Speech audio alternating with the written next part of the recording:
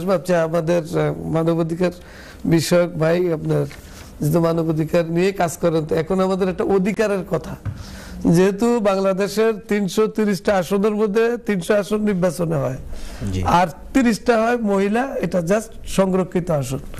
এখন আপনি আমি 1,20,00,000 প্রবাসী ভোটার হইলাম, আমরা প্রায় 80 লক্ষ ভোটার হয়েছি।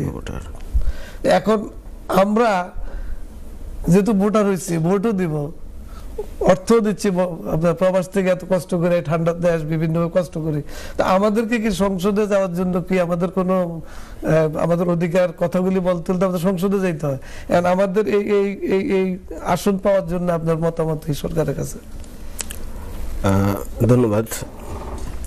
দেখেন, 2024-এ পররাষ্ট্র মন্ত্রণালয়ের তথ্য অনুযায়ী 1,20,00,000 প্রবাসী রয়েছে, যাদের ভিতরে 80 লক্ষ হলো অ্যাডাল্ট, আই মিন যারা ভোটার। তো আর মোট ভোটারের 7% আপনি প্রবাসী।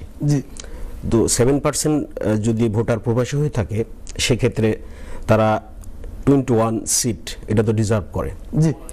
যদি এরকম একটা সিস্টেম করা যায় যে 21 সিট যদি তাদের জন্য রিজার্ভ করা যায়, সেটা বাংলাদেশের জন্য অবশ্যই পজিটিভ হবে। আর এটা এমন না যে বাংলাদেশে প্রথম কান্ট্রি হিসেবে এটা করতে যাচ্ছে, এটা পৃথিবীতে এরকম উদাহরণ রয়েছে। আপনি ইউরোপের উন্নত দেশগুলিতে উদাহরণ রয়েছে, যেমন আপনার ইতালিতে আছে, ফ্রান্সে আছে, পর্তুগালে আছে। তো আপনার ইতালিতে তো 12টা সিট আছে আপনার রিজার্ভ, আচ্ছা, প্রবাসীদের জন্য। ফ্রান্সে আছে আপনার 11টা ডিস্ট্রিক্ট রিজার্ভ। তো এটাকে যদি ফলো করেন, আপনারা অনেক সময় আমরা উদাহরণ দেই যে বাংলাদেশ আর মালয়েশিয়ার সিচুয়েশন, অর্থনৈতিক সিচুয়েশন একটা সময় সেম ছিল। তো মালয়েশিয়া তো আগাই গেল কিভাবে, সবাই এক্ষেত্রে মাহাথির মোহাম্মদের নামটা চলে আসে। উনি কিন্তু যখন শুরুটা করছিলেন, তো ওনার দেশের যে ট্যালেন্টেড মানুষজন যারা ইউরোপ আমেরিকায় ছিল, এদেরকে কিন্তু উনি নিয়ে আসছে, নিয়ে এসে দেশের কাজে লাগাইছে। তো দেয়ারফর যদি পরবর্তী সরকার, স্পেশালি এই সরকার তো প্রায় শেষ, যদি এই ব্যবস্থাটা করে প্রবাসীদের জন্য, তাহলে দেশও আগায় যাবে এবং প্রবাসীদের অধিকারও সংরক্ষিত হবে। যেমন আপনি উদাহরণস্বরূপ আমরা বলতে পারি, যেমন প্রবাসী মন্ত্রণালয়, সেটা যদি একটা প্রবাসী এক্সপিরিয়েন্স কোন মানুষের দ্বারা পরিচালিত হয়, তাহলে আমি মনে করি প্রবাসীরা আরো বেশি উপকৃত হবে।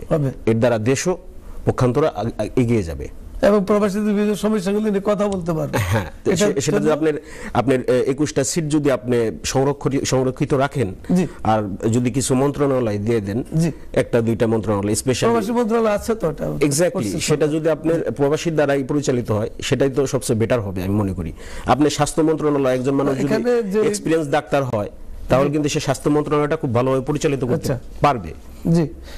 না, যে উচ্চ কক্ষ বা যে যেখানে আছে সেখানে তো প্রবাসীদেরকে স্থান দিতে পারে নাকি, এরকম? হ্যাঁ, চাইলে সেখানে আপনি অ্যাকোমোডেট করতে পারেন। আচ্ছা।